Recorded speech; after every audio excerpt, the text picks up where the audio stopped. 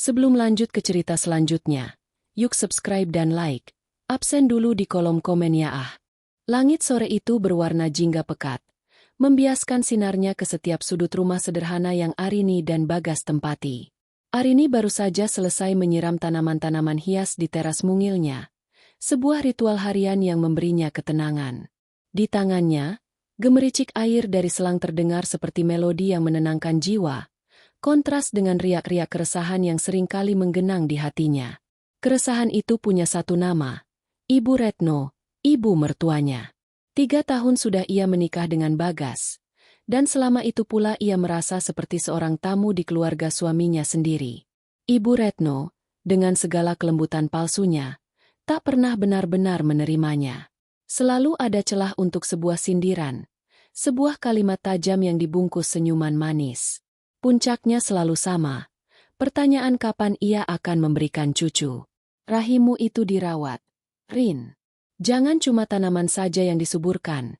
Begitu katanya sebulan lalu saat berkunjung, sambil mengelus daun aglaonema kesayangan Arini dengan tatapan merendahkan. Arini menghela napas, mematikan keran air. Ia tahu Bagas sangat mencintai ibunya. Bagas adalah putra satu-satunya, pusat dunia bagi Ibu Retno. Dan Arini, di mata mertuanya, adalah pencuri yang telah merebut atensi putra kesayangannya itu. Arini sudah mencoba segalanya. Ia belajar memasak masakan favorit Bagas yang diajarkan oleh Ibu Retno, namun selalu berakhir dengan komentar. Lumayan, tapi bumbu ibu rasanya lebih meresap. Ia merapikan rumah hingga kinclong, tapi yang didapat adalah, Bagas dari kecil memang suka kebersihan, syukurlah kamu bisa mengikutinya. Selalu ada, tapi selalu ada perbandingan yang menempatkannya di posisi kedua. Lamunannya buyar oleh suara bel yang melengking dari gerbang depan. Arini mengerutkan kening. Siapa yang bertamu sore-sore begini? Ia berjalan ke depan, membuka pintu, dan mendapati seorang kurir ojek online berdiri dengan sebuah kotak di tangannya. Dengan Ibu Arini? Tanya kurir itu. Iya, saya sendiri. Ada kiriman makanan, Bu. Arini semakin bingung. Ia tidak memesan apapun. Ia menerima kotak itu, mengucapkan terima kasih, dan membawanya masuk. Kotak itu terasa berat dan hangat.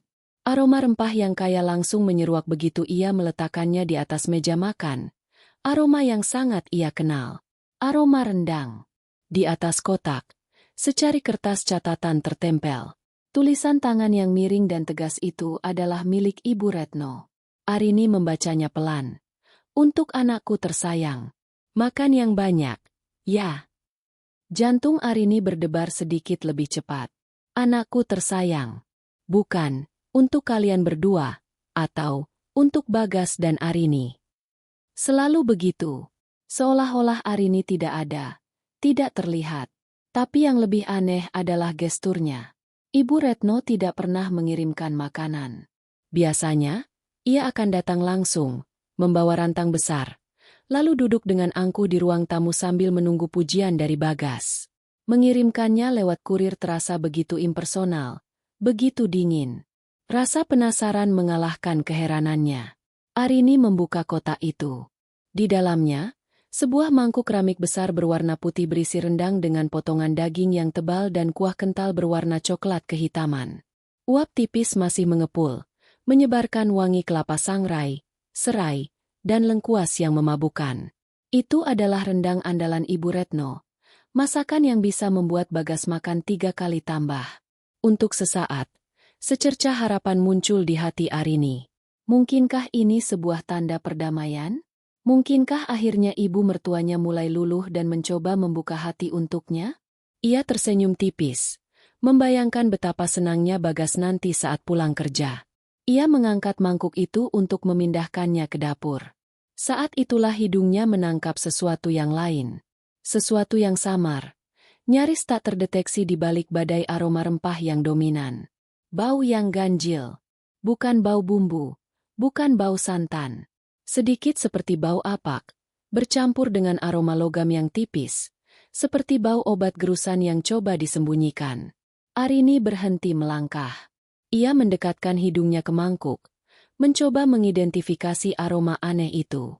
Semakin ia mencoba mencarinya, semakin aroma itu seolah bersembunyi di balik wangi rendang yang pekat.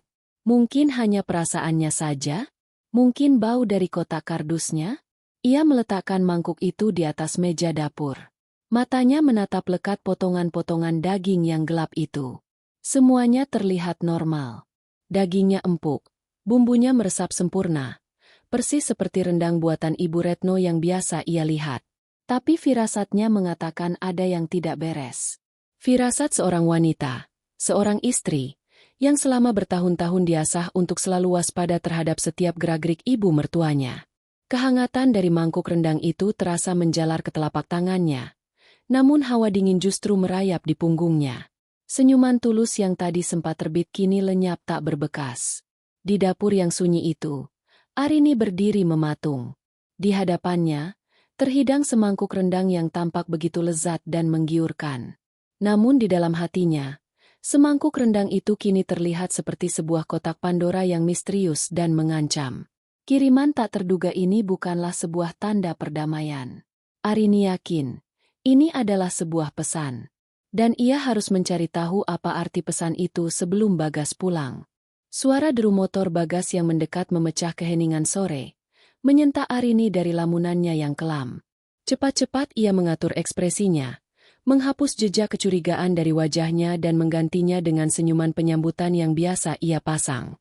Mangkuk rendang itu ia tutupi dengan tudung saji, seolah-olah itu adalah kejutan yang menyenangkan, bukan sebuah objek yang membuatnya nyaris berhenti bernapas. Pintu depan terbuka. "Assalamualaikum. Sayang, aku pulang." Suara Bagas yang hangat dan sedikit lelah menggema di seluruh ruangan. "Waalaikumsalam, Mas," jawab Arini, berjalan keluar dari dapur untuk menyambutnya. Ia mengambil tas kerja Bagas dan mencium punggung tangannya. Sebuah ritual yang tak pernah terlewat. Bagas tersenyum, mengusap lembut kepala Arini. Matanya tampak letih karena seharian bekerja, tetapi sorotnya selalu melembut setiap kali menatap istrinya. Namun, kelembutan itu mendadak berganti dengan binar antusias saat hidungnya menangkap aroma yang familiar. "Tunggu, ini bau apa? Wangi banget," katanya. Matanya melirik ke arah meja makan. "Seperti rendang buatan ibu." Arini mengangguk, mencoba menjaga suaranya tetap ringan. "Iya, tadi ibu kirim. Kejutan," katanya. Wajah Bagas langsung berseri-seri. Ia berjalan cepat ke meja makan, membuka tudung saji, dan matanya berbinar melihat hidangan favoritnya terhampar di depan mata. "Wah, luar biasa. Ibu memang paling tahu cara membuatku semangat lagi setelah seharian di kantor." Tanpa pikir panjang, Bagas mengambil sendok, hendak mencicipi sepotong daging. Jantung Arini serasa berhenti berdetak. Gambaran mengerikan melintas di benaknya. Suaminya kejang-kejang, mulutnya berbusa, matanya membelalak kesakitan. Naluri pelindungnya berteriak lebih kencang daripada logika apapun. Mas, tunggu!" seru Arini. Suaranya sedikit lebih tajam dari yang ia maksud. Bagas berhenti. Sendoknya menggantung di udara. Ia menatap Arini dengan heran. "Kenapa, sayang?" Arini menelan ludah, berusaha mencari alasan yang masuk akal. "Mandi dulu, Gih, biar segar. Kamu kan baru pulang, masih bau asap jalanan," katanya, mencoba tersenyum jenaka. "Aku juga sudah masak sayur asem kesukaanmu. Rendangnya kita hangatkan sebentar lagi, biar lebih mantap dimakan sama nasi yang masih panas." "Ya." Bagas tampak sedikit kecewa, bibirnya mengerucut. Yah, padahal sudah tidak sabar mau mencicipi. Tapi benar juga, sih. "Aku mandi dulu, deh." Ia meletakkan kembali sendoknya. "Tolong siapkan air hangat." "Ya, pasti, Mas." Arini merasa lega luar biasa saat melihat Bagas berjalan menuju kamar mandi. Ia punya waktu. Tidak banyak, tapi cukup. Gemericik air dari pancuran yang mulai terdengar dari kamar mandi menjadi penanda waktunya. Ia harus bergerak cepat. Dengan tangan yang sedikit gemetar, Arini kembali membuka tudung saji. Ia mengambil piring kecil dan sebuah garpu. Dengan hati-hati, Ia mencongkel sepotong kecil daging dari bagian paling bawah, memastikan tidak ada yang menyadari jika ada bagian yang hilang. Kemudian, ia mengambil sedikit kuah kentalnya. Pikirannya berkecamuk. Apa yang sedang ia lakukan? Menguji masakan ibu mertuanya sendiri? Ini gila. Bagaimana jika ia salah? Bagaimana jika semua ini hanya paranoia bodohnya? Ia akan merasa menjadi menantu paling durhaka di dunia. Tapi bagaimana jika ia benar? Pertanyaan itu mengalahkan semua keraguannya. Nyawa Bagas adalah taruhannya. Ia berjalan ke pintu belakang yang menuju taman kecil. Di sana, di bawah pohon mangga, seekor kucing liar berbulu 3 warna sedang tertidur. Kucing itu adalah pengunjung tetap. Arini sering memberinya sisa ikan atau nasi. Ia memanggilnya, "Belang. Belang." Panggil Arini pelan. Kucing itu membuka matanya, menguap, lalu bangkit dan berjalan mendekati Arini dengan ekor terangkat. Sudah hafal akan mendapat jatah makanan. Arini berjongkok, meletakkan piring kecil berisi potongan rendang di atas tanah. Jantungnya berdebar begitu kencang hingga ia bisa mendengarnya sendiri, mengalahkan suara gemericik air dari kamar mandi. Kucing itu mengendus-endus sebentar, lalu tanpa ragu mulai melahap potongan daging itu hingga bersih, bahkan menjilati sisa bumbu di piring hingga kering. Arini hanya bisa mematung, menahan napas. Belang menatapnya sejenak, mengeong pelan seolah berterima kasih, lalu berjalan santai ke sudut taman dan kembali meringkuk untuk melanjutkan tidurnya. Semuanya terlihat normal. Tidak ada reaksi aneh. Tidak ada tanda-tanda keracunan. Untuk sesaat, Arini merasa seperti orang bodoh. Ia baru saja memberikan rendang mahal pada kucing liar karena kecurigaan tak berdasar. Rasa bersalah mulai menjalari hatinya. Ia kembali ke dapur, mencuci piring kecil dan garpu itu hingga bersih. Suara pancuran air berhenti. Bagas akan segera keluar. Arini cepat-cepat menghangatkan rendang itu di atas kompor, hanya sekadar formalitas agar terlihat wajar, lalu menatanya di meja makan bersama nasi hangat, sayur asem, dan sambal. Ketika Bagas datang ke meja makan dengan handuk masih melingkar di lehernya, semuanya sudah tertata rapi. Arini menyendokkan nasi ke piring suaminya, lalu menatap mangkuk rendang itu dengan perasaan campur aduk. Ia harus mencegah Bagas memakannya malam ini, setidaknya sampai ia yakin semuanya aman. "Mas, makan sayur asemnya dulu, ya? Segar, loh," kata Arini, meletakkan sepotong tempe goreng ke piring Bagas, sengaja tidak menyentuh rendang itu. "Rendangnya kita simpan untuk besok pagi saja. Makan rendang pagi-pagi pakai nasi hangat kan lebih nikmat." Bagas mengangguk setuju. Terlalu lapar untuk berdebat. "Boleh juga. Malam ini makan yang segar-segar dulu." Makan malam itu terasa seperti yang paling lama dalam hidup Arini.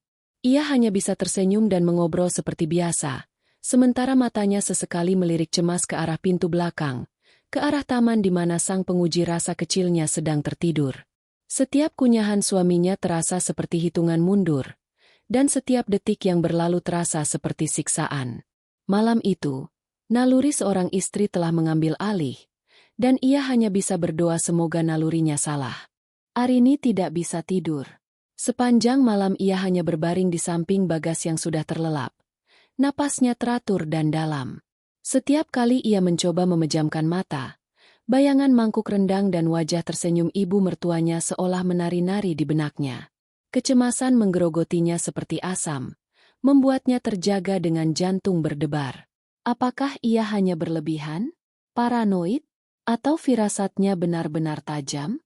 Ketika semburat fajar pertama mulai mewarnai langit timur, Arini menyerah. Ia bangkit dari tempat tidur sepelan mungkin agar tidak membangunkan Bagas. Dengan langkah ringan, ia berjalan menuju dapur, lalu membuka pintu belakang. Udara pagi yang sejuk dan basah menyambutnya, namun tidak mampu mendinginkan kepalanya yang terasa panas. Matanya langsung menyapu taman kecil itu, mencari sosok Belang. Biasanya, kucing itu akan tidur di bawah bangku kayu atau di dekat pot-pot besar. Pagi ini, ia tidak terlihat di tempat biasanya. Hati Arini mulai mencelos. "Belang?" panggilnya dengan suara berbisik. Tidak ada sahutan. Tidak ada gerakan. Ia melangkah lebih jauh ke dalam taman. Matanya menelusuri setiap sudut. Di bawah rimbunnya daun pohon mangga, di dekat tumpukan batu-batu hias, ia melihatnya. Sosok berbulu 3 warna itu terbaring miring dengan posisi yang tidak wajar. Arini menahan napas.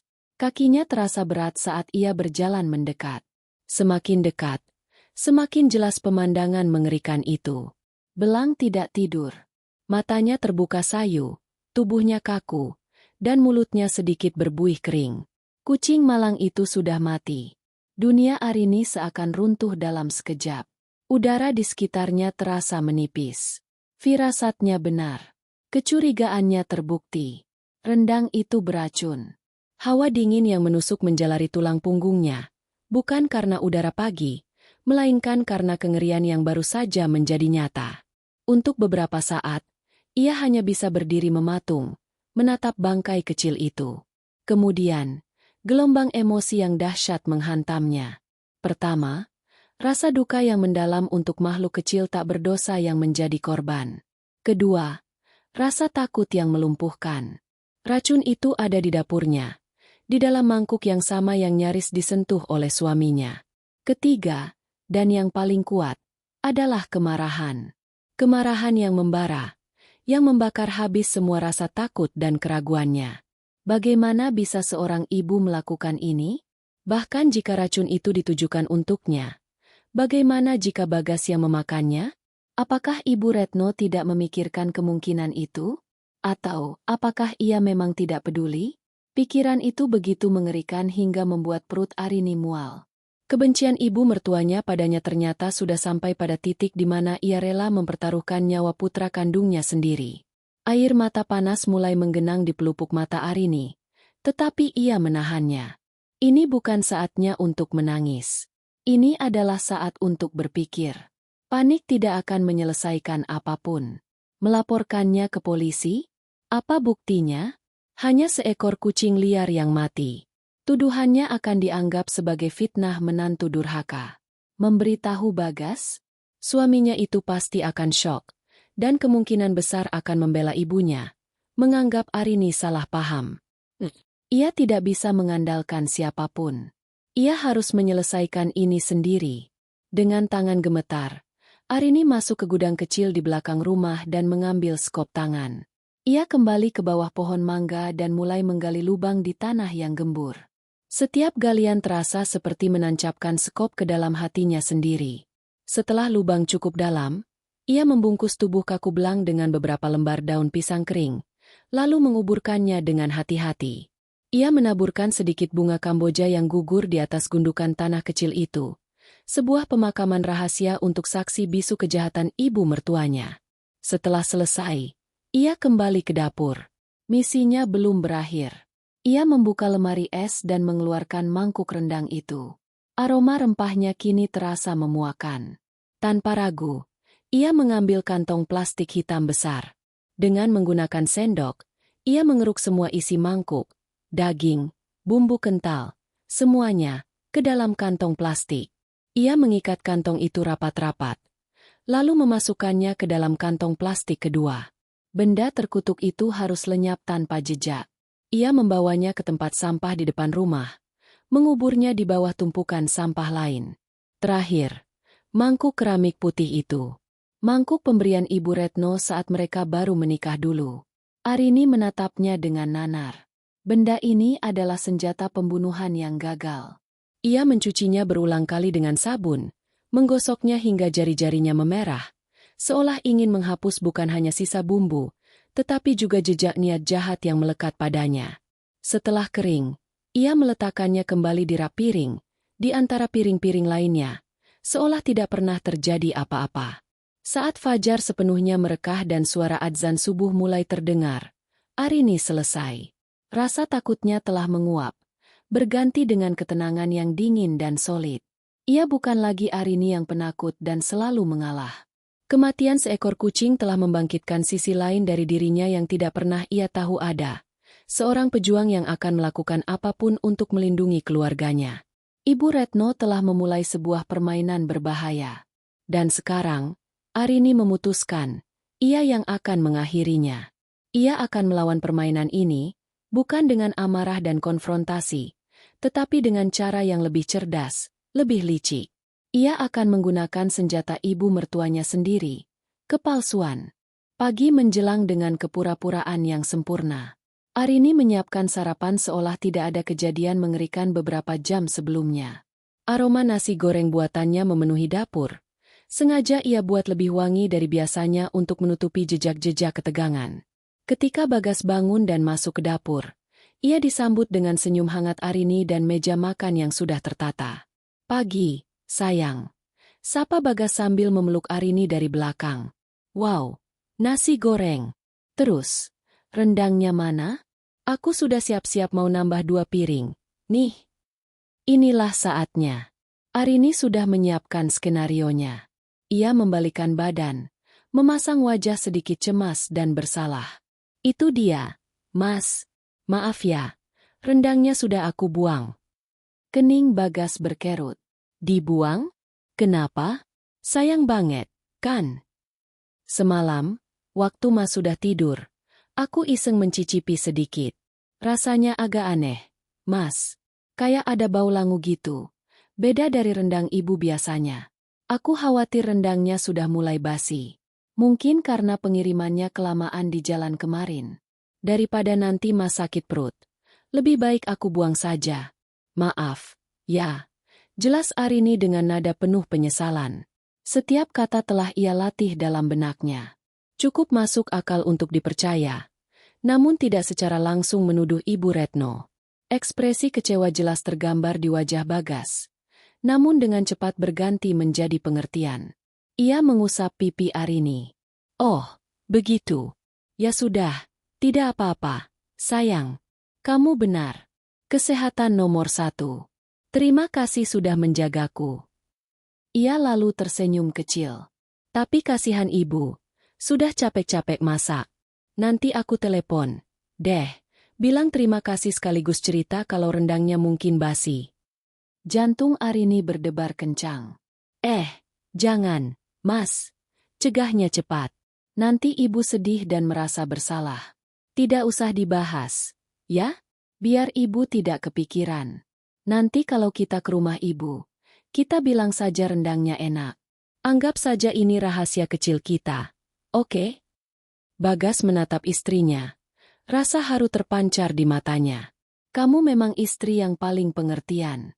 Selalu memikirkan perasaan ibu." Ia mengecup kening Arini. "Ya sudah, ayo kita sarapan nasi goreng super wangi ini." Arini tersenyum lega. Rintangan pertama berhasil dilewati. Bagas tidak akan curiga, dan yang terpenting, ia tidak akan menelepon ibunya. Sekarang, Arini hanya perlu menunggu. Menunggu telepon yang ia tahu pasti akan datang. Benar saja.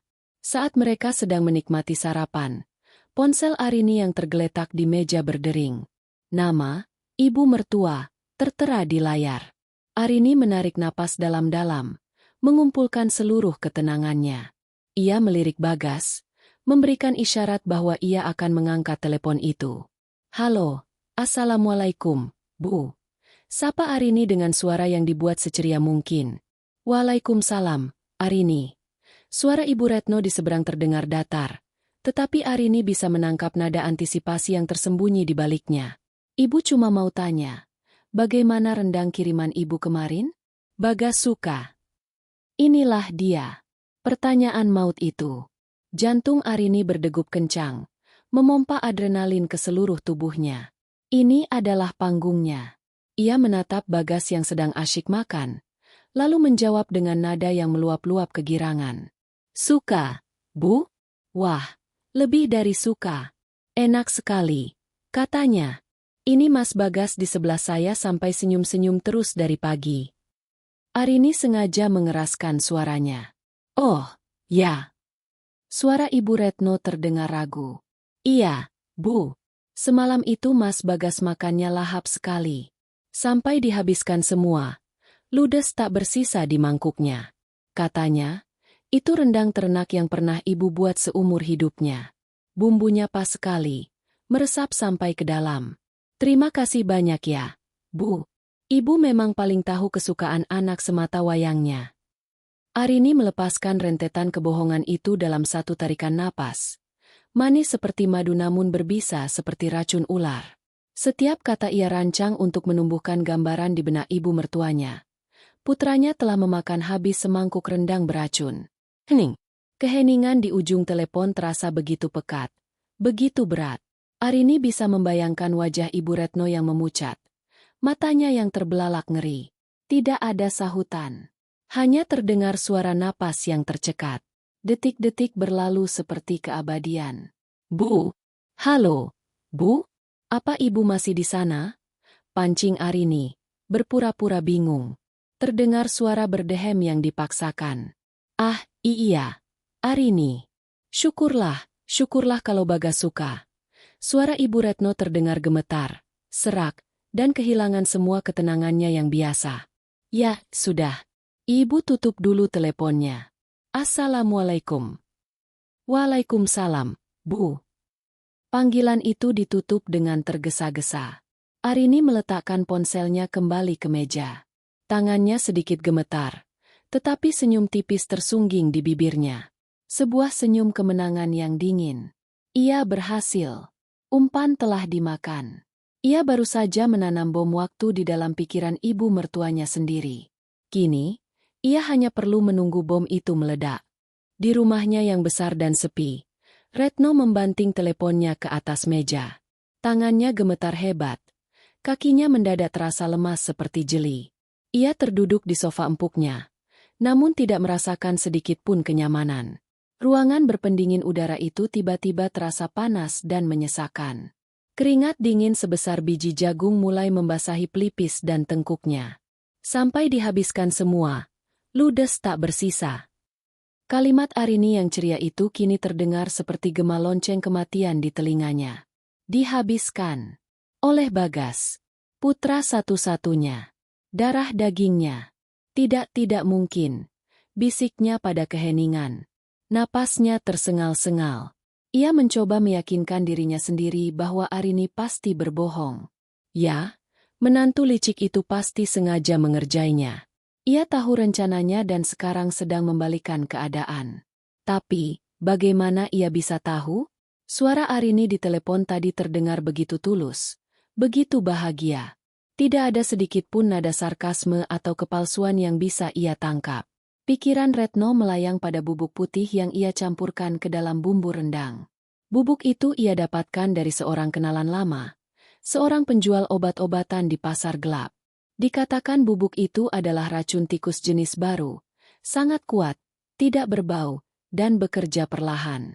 Reaksinya baru akan muncul setelah beberapa jam, dimulai dengan mual hebat, kram perut, lalu kelumpuhan organ dalam. Mengerikan, efektif, dan sulit dilacak. Sempurna untuk menyingkirkan Arini, perempuan mandul yang telah merebut putranya. Begitu pikirnya kemarin. Namun sekarang, gambaran mengerikan itu berubah total. Bukan Arini yang ia bayangkan tergeletak di lantai, melainkan Bagas. Bagasnya yang tampan, yang selalu ia banggakan, kini mungkin sedang merasakan gejala pertama. Mungkin saat ini perutnya mulai melilit. Mungkin napasnya mulai terasa sesak. Retno memekik tertahan. Rasa panik yang luar biasa mencengkeram jantungnya, meremasnya tanpa ampun. Ia harus melakukan sesuatu. Tapi apa? Menelepon Bagas? Apa yang akan ia katakan? Nak, apa perutmu sakit? Ibu tidak sengaja meracunimu. Itu sama saja dengan menyerahkan diri. Mengunjungi rumah mereka? Lalu apa? Jika Bagas benar-benar sakit, tatapan mata Arini akan menjadi hakim dan juri baginya. Ia meraih ponselnya lagi. Jarinya melayang di atas nomor Bagas. Ia ingin mendengar suara putranya. Ia perlu memastikan bahwa Bagas baik-baik saja, bahwa ia masih hidup. Tapi ketakutan melumpuhkannya. Bagaimana jika yang mengangkat telepon adalah Arini? Dan dengan suara tangis memberitakan kabar buruk? Ia tidak akan sanggup mendengarnya. Ia melempar ponselnya ke ujung sofa. Ia mulai mondar-mandir di ruang tamunya yang luas, seperti seekor harimau yang terperangkap dalam kandang. Setiap langkahnya dipenuhi kegelisahan. Ia menatap foto pernikahan Bagas dan Arini yang terpajang di dinding. Di foto itu, ia berdiri di samping Bagas, tersenyum bangga, sementara Arini tersenyum canggung di sisi lain. Dulu, ia membenci senyum canggung itu. Sekarang, ia rela melakukan apapun untuk memastikan perempuan itu yang memakan rendangnya, bukan putranya. Jam di dinding terus berdetak. Setiap detiknya terdengar seperti palu godam yang menghantam kepalanya. 1 jam berlalu. Tidak ada kabar. 2 jam. Tetap sunyi. Keheningan ini jauh lebih menyiksa daripada berita buruk sekalipun. Imajinasinya menjadi liar, melukiskan skenario-skenario paling mengerikan. Ambulans, rumah sakit, polisi. Rasa bersalah yang selama ini ia tekan dalam-dalam kini meledak tanpa bisa dibendung. Ia memang tidak pernah menyukai Arini, tetapi niatnya bukan untuk membunuh Bagas. Atau benarkah? Bukankah ia sadar ada risiko putranya ikut memakan rendang itu? Dalam kebutaan bencinya, ia mengabaikan risiko itu. Ia begitu yakin Arini akan memakannya lebih dulu, atau mungkin memakannya sendirian. Sebuah kecerobohan fatal yang kini harus ia bayar dengan siksaan batin yang tak terperi. Retno jatuh berlutut di lantai yang dingin. Air matanya akhirnya tumpah. Bukan air mata sandiwara yang biasa ia tunjukkan, melainkan air mata penyesalan dan ketakutan yang tulus. Ia menangis tanpa suara. Tubuhnya berguncang hebat. Permainan yang ia ciptakan telah menjadi bumerang.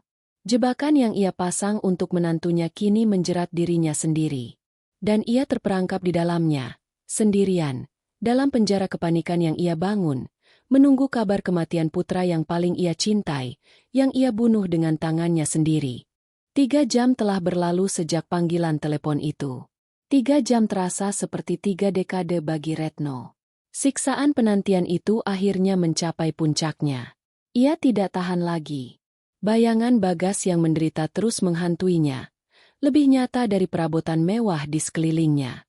Ia tidak peduli lagi akan ditangkap, akan dipenjara, atau akan dibenci oleh seluruh dunia. Naluri seorang ibu, naluri yang sama yang telah ia selewengkan dengan kebencian, kini berteriak paling kencang, ia harus melihat putranya. Dengan gerakan panik, ia menyambar kunci mobilnya di atas meja. Ia bahkan tidak mengganti daster rumahannya. Rambutnya acak-acakan. Wajahnya pucat pasi dan basah oleh air mata yang sudah mengering.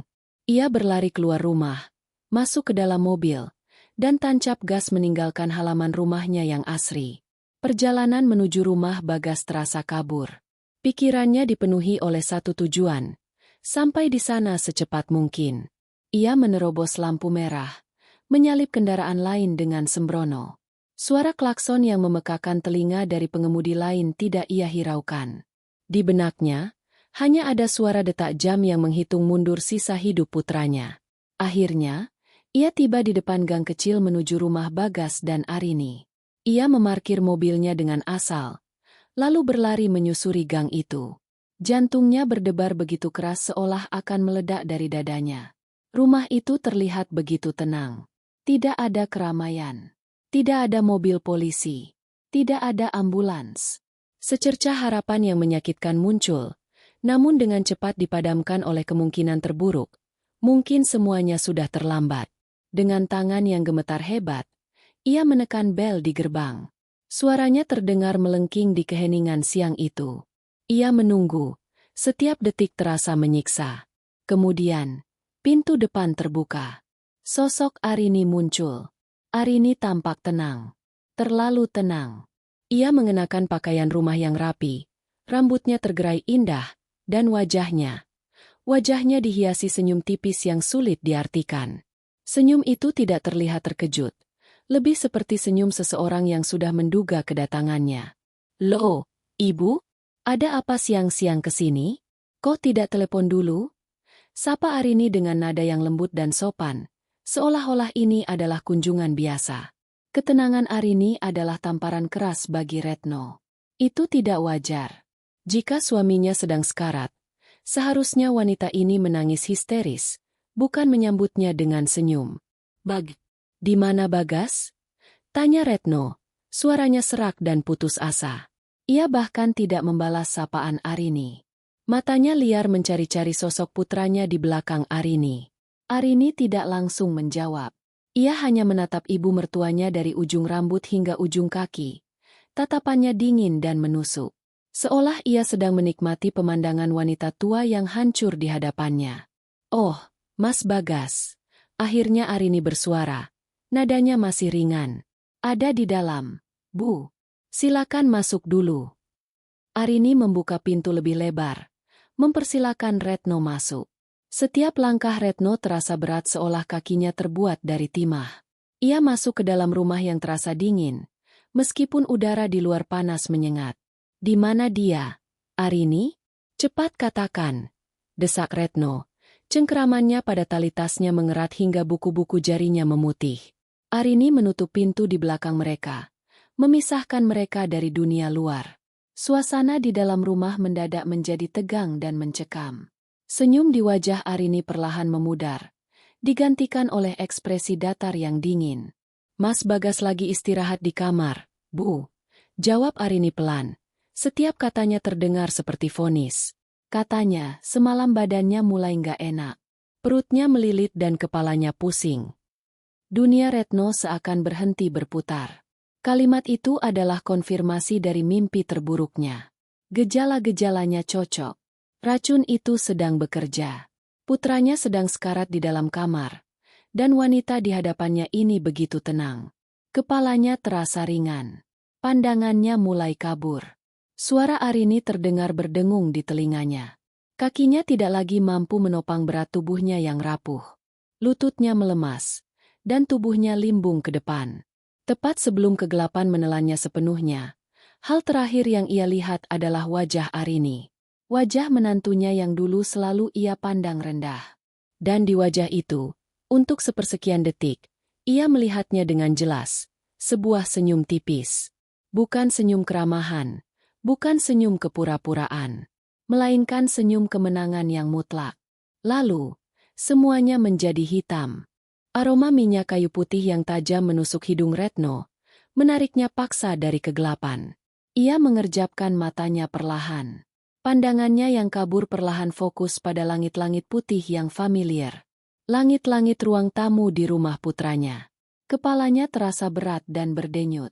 Ia mencoba bangkit, dan menyadari dirinya sudah terbaring di sofa. "Alhamdulillah, Ibu sudah sadar." Suara itu. Suara Arini, lembut, tapi kini terdengar begitu mengerikan di telinga Retno. Ia menoleh dengan gerakan kaku. Arini duduk di kursi tunggal di seberangnya, menatapnya dengan ekspresi khawatir yang dibuat-buat. Di tangannya ada segelas air putih hangat. Ingatan Retno kembali seperti banjir bah. "Endang, racun." Panggilan telepon. Kepanikan. Kunjungan nekat. Kata-kata Arini yang menusuk. Perutnya melilit dan kepalanya pusing. "Bagas." Pekiknya. Suaranya parau. Ia mencoba bangkit lagi. Tenaganya terkuras oleh kepanikan. "Di mana anakku? Apa yang terjadi padanya?" Arini tidak menjawab. Ia hanya meletakkan gelas air itu ke meja. Gerakannya tenang dan terukur. Ketenangan inilah yang paling menyiksa Retno. Seharusnya Arini menangis, panik, menelepon ambulans. Bukan duduk diam seolah sedang menonton pertunjukan drama. Tiba-tiba, terdengar suara pintu kamar terbuka. Jantung Retno serasa berhenti berdetak. Inilah saatnya. Saat ia akan melihat akibat dari perbuatannya. Sesosok tubuh tegap muncul dari ambang pintu. Mengenakan kaos oblong dan celana pendek. Rambutnya sedikit acak-acakan.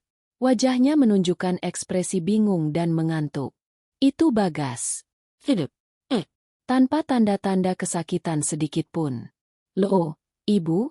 Suara Bagas memecah keheningan. "Ada apa ini? Kok Ibu bisa di sini? Aku tadi dengar ada suara orang jatuh." Retno membeku. Mulutnya ternganga. Tapi tidak ada suara yang keluar. Matanya menatap lekat pada putranya. Dari ujung rambut hingga ujung kaki, mencari-cari tanda kebohongan. Tapi tidak ada. Bagas benar-benar baik-baik saja. Gelombang kelegaan yang luar biasa dahsyat menghantamnya. Begitu kuat hingga membuatnya nyaris pingsan lagi. Putranya selamat. Namun, kelegaan itu hanya berlangsung sesaat. Seperti air surut yang menampakkan karang-karang tajam, kebingungan dan kengerian yang baru kini muncul ke permukaan. Jika Bagas baik-baik saja, lalu apa arti kata-kata Arini tadi? Arini bangkit dari kursinya, mendekati Bagas dengan wajah penuh sandiwara. Ibu sepertinya kecapean. Mas, tadi datang-datang langsung panik cariin kamu, terus pingsan. Katanya lembut, sambil mengelus lengan suaminya. Aku bilang kamu lagi istirahat di kamar karena semalam begadang nonton bola. Ibu malah mikir yang bukan-bukan. Mungkin karena khawatir. Kata-kata itu seperti sambaran petir di siang bolong bagi Retno. Istirahat karena begadang. Bukan karena keracunan. Arini telah memutarbalikkan kata-katanya dengan begitu sempurna. Begitu licin. Sekarang, di depan Bagas, Retno terlihat seperti seorang ibu tua yang cemas berlebihan dan dramatis. Bagas, yang tidak tahu apa-apa, langsung menghampiri ibunya. Ya ampun, Bu. Kenapa sampai pingsan segala? Kan Bagas nggak apa-apa. Ibu jangan terlalu banyak pikiran. Katanya sambil membantu Retno duduk tegak. Mau Bagas buatkan teh hangat? Retno tidak bisa menjawab. Tenggorokannya tercekat. Ia menatap wajah Arini yang kini berdiri di belakang Bagas. Saat tatapan mereka bertemu, Arini memberinya sebuah senyuman. Senyuman yang sama seperti yang ia lihat sesaat sebelum pingsan. Senyuman tipis, dingin, dan penuh kemenangan. Saat itulah Retno mengerti segalanya. Ini semua adalah permainan. Sebuah panggung sandiwara yang dirancang dengan brilian oleh menantunya. Arini tahu tentang racun itu. Entah bagaimana caranya, ia tahu, dan ia tidak mengkonfrontasinya secara langsung. Ia memilih cara yang jauh lebih kejam. Ia membiarkan Retno tersiksa dalam neraka ciptaannya sendiri. Ia memberinya umpan, cerita bohong tentang Bagas yang sakit, dan Retno menelannya bulat-bulat, menyeret dirinya sendiri ke dalam perangkap. Kepanikannya, kedatangannya yang membabi buta, pertanyaannya yang putus asa, semua itu adalah pengakuan tanpa kata. Di mata Arini, Retno sudah mengaku. Dan sekarang, ia tidak berdaya. Ia tidak bisa mengatakan apa-apa pada Bagas. Membela diri berarti membuka kejahatannya sendiri. Ia terjebak. Dikunci oleh kebohongannya sendiri dan kepintaran menantunya. Minum dulu, Bu. Biar tenang. Arini menyodorkan gelas air putih. Suaranya terdengar begitu tulus di telinga Bagas. Namun bagi Retno, itu adalah suara sang pemenang yang sedang menikmati penderitaan lawannya. Retno menatap gelas itu, lalu menatap Arini. Wanita muda yang selama ini ia anggap lemah, bodoh, dan tidak sepadan untuk putranya, kini telah berubah menjadi sosok yang paling menakutkan yang pernah ia temui. Pertempuran telah usai bahkan sebelum ia menyadarinya. Dan ia telah kalah telak. Ruang tamu itu terasa menyempit. Udaranya berat oleh kebenaran yang tak terucap. Bagas, dengan kepolosan seorang anak yang mencintai ibunya, sibuk di dapur. Suara air dan cangkir yang beradu menjadi musik latar yang aneh untuk drama bisu yang sedang berlangsung. Di sofa, Retno duduk membatu. Wajahnya yang pucat kini dihiasi ekspresi kosong. Kekalahan total terpancar dari matanya yang dulu selalu menyala angkuh. Arini kembali duduk di kursi di seberangnya. Posturnya santai namun tatapannya tajam seperti elang. Ia tidak perlu berkata apa-apa. Keheningan sudah menjadi senjatanya yang paling ampuh.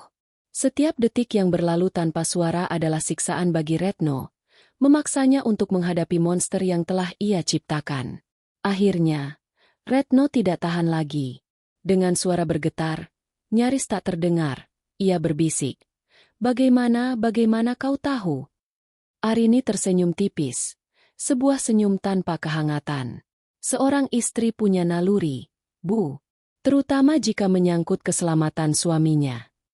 Ia berhenti sejenak, membiarkan kata-katanya meresap. Dan terkadang, lanjutnya, matanya melirik ke arah taman belakang. Ada teman kecil yang bersedia membantu memastikan naluri itu benar. Gambaran kucing malang yang tergeletak kaku melintas di benak Retno. Ia menunduk, bahunya merosot. Tidak ada lagi yang bisa ia sangkal. Ia telah ditelanjangi. Semua topeng kebaikannya telah dirobek paksa. Aku tidak bermaksud. Retno mencoba membela diri. Suaranya pecah. Aku hanya apa, Bu? Potong Arini. Suaranya kini dingin dan mematikan. Hanya ingin menyingkirkan saya? Menantu yang tidak bisa memberi ibu cucu? Menantu yang ibu anggap telah mencuri putra kesayangan ibu? Setiap pertanyaan adalah sebuah tusukan. Retno hanya bisa menggeleng lemah. Air mata mulai mengalir di pipinya yang keriput. Untuk pertama kalinya, ia menangis di hadapan Arini. Bukan tangis sandiwara, tapi tangis seorang wanita tua yang hancur dan ketakutan. Maafkan ibu, Arini. Maafkan ibu. Isaknya. Arini menatapnya tanpa emosi. Rasa iba yang mungkin pernah ia miliki telah mati bersama belang pagi itu. Maaf tidak akan menghidupkan lagi makhluk tak berdosa yang ibu jadikan kelinci percobaan. Maaf juga tidak akan mengubah fakta bahwa ibu rela mempertaruhkan nyawa Mas Bagas hanya karena kebencian ibu pada saya. Arini mencondongkan tubuhnya ke depan.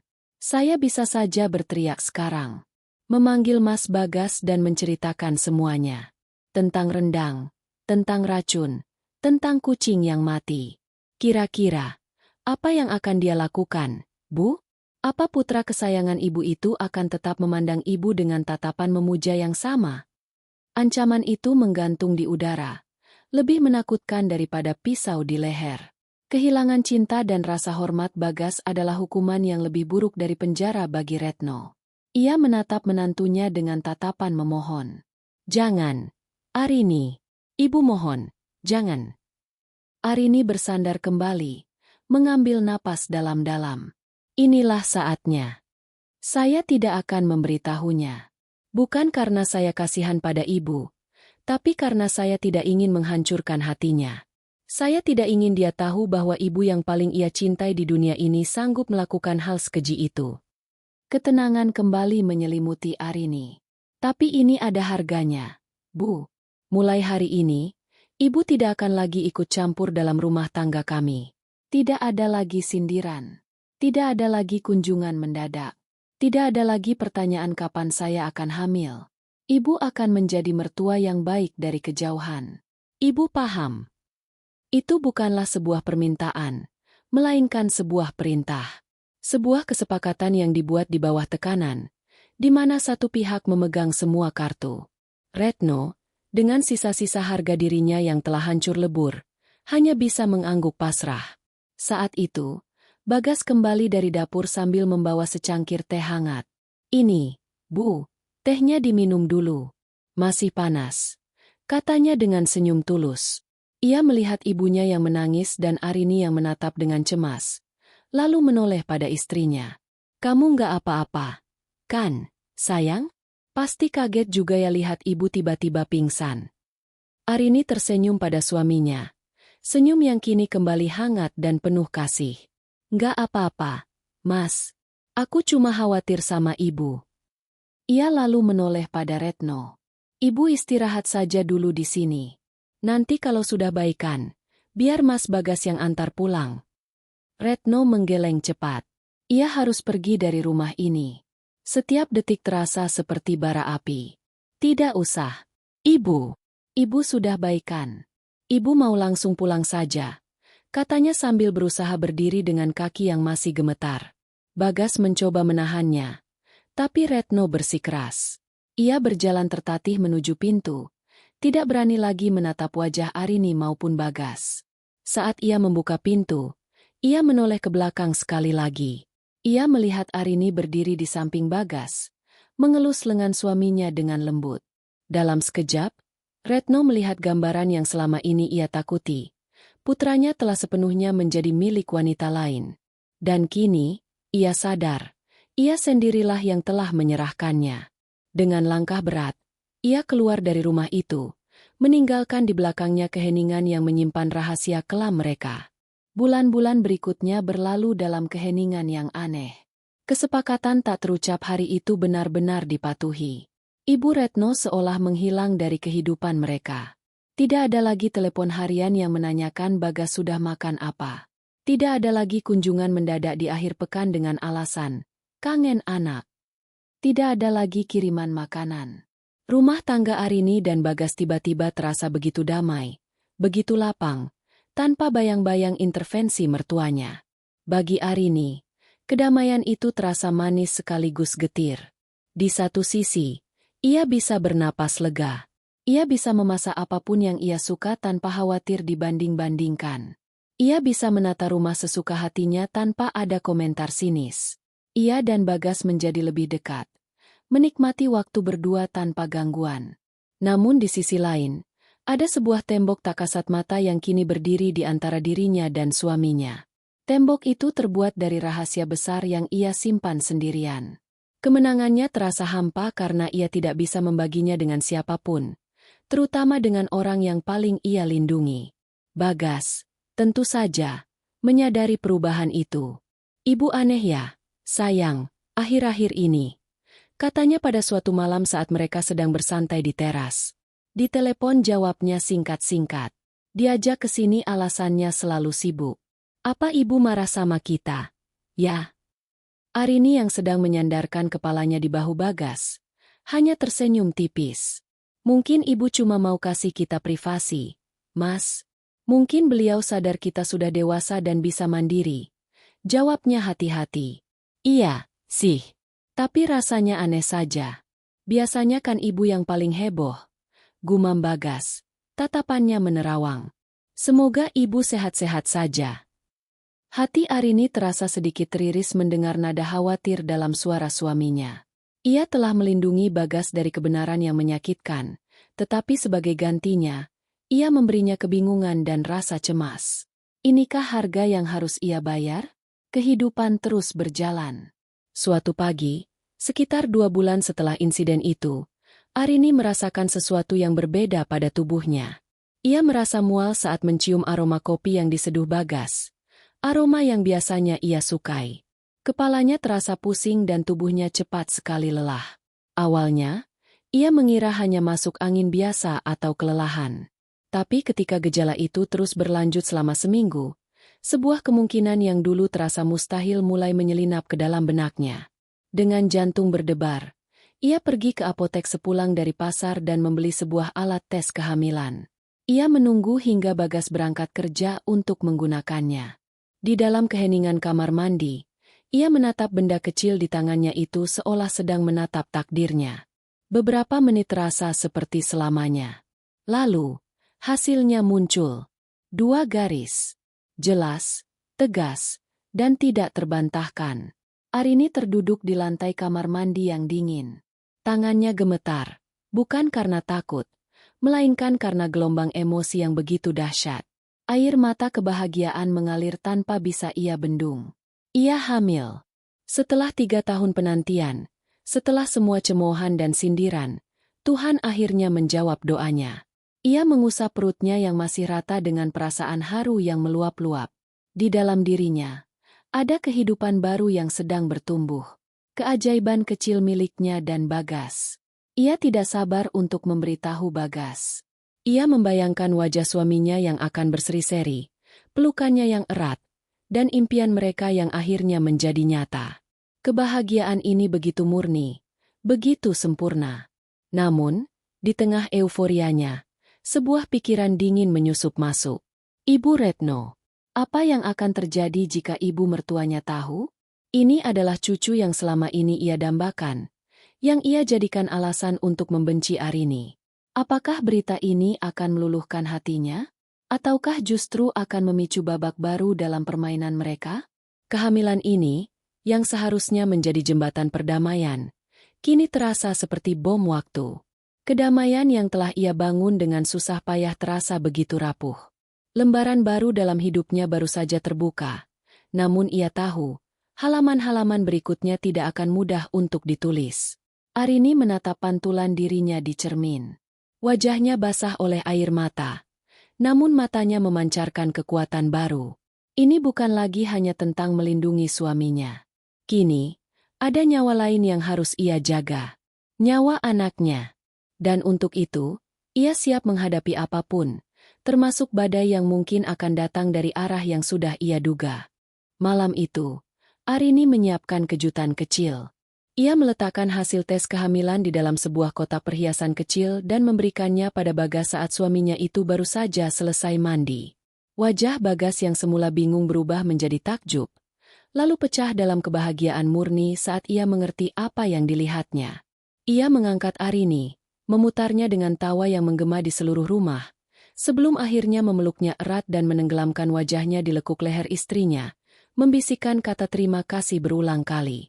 Kebahagiaan mereka malam itu begitu nyata, begitu meluap. Di tengah kebahagiaan itu, Bagas berkata, "Kita harus kasih tahu ibu, sayang. Besok, ini berita yang akan membuat semuanya kembali seperti dulu. Ibu pasti akan sangat bahagia."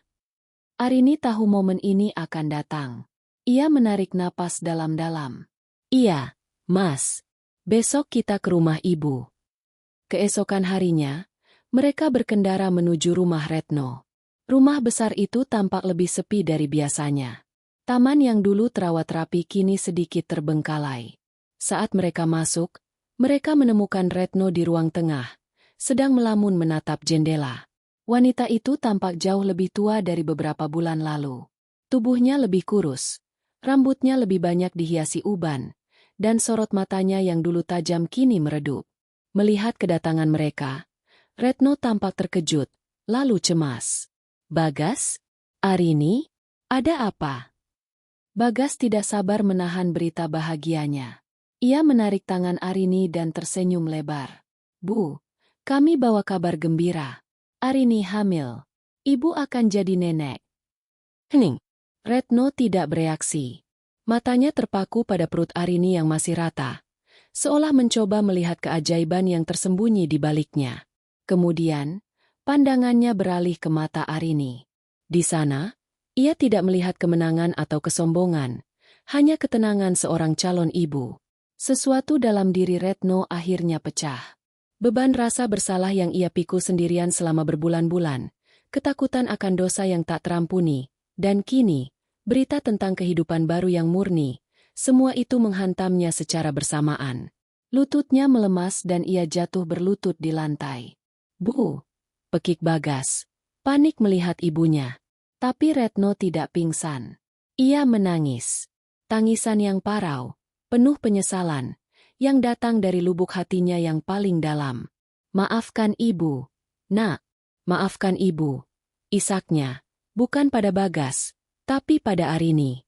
Lalu, di antara isak tangisnya, ia mengaku semuanya tentang kebenciannya pada Arini. Tentang rendang, tentang racun tikus, tentang niat jahatnya yang hampir saja merenggut nyawa mereka berdua. Dunia Bagas serasa hancur. Wajahnya pucat pasi. Ia mundur selangkah, menatap ibunya seolah baru pertama kali melihatnya. "Apa-apa yang ibu katakan?" bisiknya tak percaya. Ia menoleh pada Arini, mencari penyangkalan. Tapi yang ia temukan hanyalah tatapan sedih dan anggukan pelan.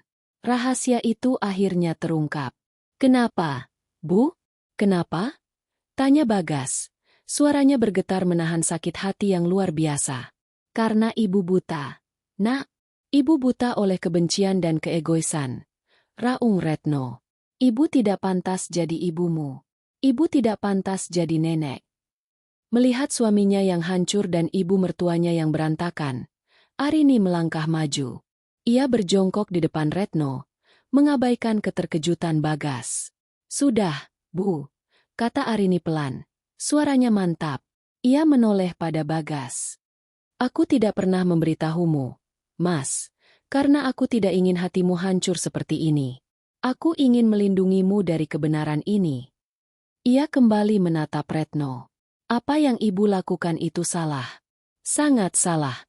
Dan mungkin tidak akan pernah bisa benar-benar saya lupakan. Tapi di dalam perut saya ini," Arini mengusap perutnya, "ada anak kita, cucu ibu. Dia tidak tahu apa-apa tentang kebencian. Dia berhak mendapatkan kasih sayang yang utuh." Kata-kata Arini menjadi titik balik. Tidak ada pengampunan yang mudah. Luka yang ditorehkan Retno terlalu dalam. Namun, janji akan generasi baru menawarkan sebuah jalan. Jalan yang terjal dan sulit, Tapi bukan jalan buntu. Bagas akhirnya mendekat, membantu ibunya berdiri. Tidak ada lagi tatapan memuja di matanya, berganti dengan kekecewaan yang mendalam, tetapi juga secercah belas kasihan. Mereka tidak tinggal lama. Saat Arini dan Bagas berjalan keluar dari rumah itu, mereka berpegangan tangan lebih erat dari sebelumnya. Mereka adalah satu unit, sebuah keluarga yang baru saja diuji dengan cara yang paling brutal, namun keluar dengan lebih kuat. Di belakang mereka, Retno berdiri di ambang pintu, menatap punggung mereka yang menjauh. Ia telah kehilangan putranya seperti yang selama ini ia takuti, tetapi dengan cara yang tak pernah ia bayangkan. Namun, di tengah kehancuran itu, ia diberi sebuah harapan, kesempatan untuk menebus dosanya pada seorang cucu yang akan segera lahir.